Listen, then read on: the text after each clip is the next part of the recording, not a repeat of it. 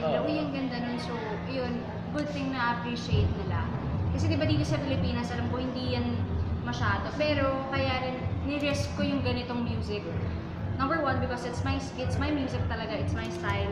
Two is, gusto ko rin kahit papano, ako yung isa sa mag-start.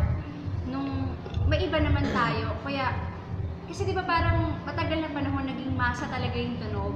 And parang kahit ako din, as a listener and as a fan ako ng music, medyo nami-miss ko yung, alam mo yon yung mga iba-ibang songs na, so gusto ko kahit paano ako yung isa sa mag-start ng panibagong tunog dito sa Pilipinas.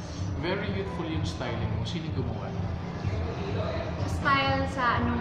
Dress mo sa video. Sa video? Oh, stylist ko doon is si John Paul Dizon, si JP Dizon. Siya yung stylist ni Marian, ni Ate Rochelle, gano'n. Siya din nag-dimit sa akin ngayon.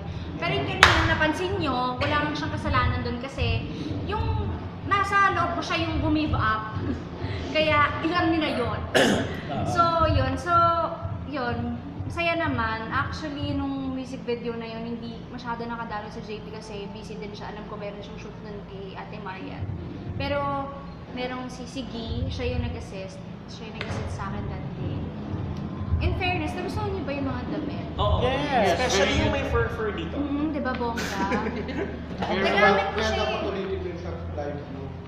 Oo, yung sa party, sa Sunday All-Stars. Ako gusto ko yung yung jumper kasi Ako din. very Youthful. now o youthful yung Yun yung gusto ko talaga. wearable kasi Yes. syempre maglalakad ka sa kalye na naka-fur ka. Why Pero kung not? naka-jumper, kung naka-jumper ka na ganyan yung Why hair not? mo. Lakas, ano? Oo, di ba?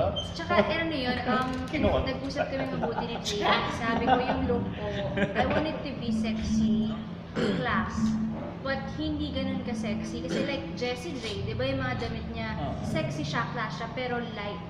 Fun yung dating niyan, and ganun lang yung maging gusto ko. Kasi syempre, pag masyado akong nag-stick doon, di ba, syempre, baka hindi ako ma-enjoy ng mga kabataan. Ay, wait lang po!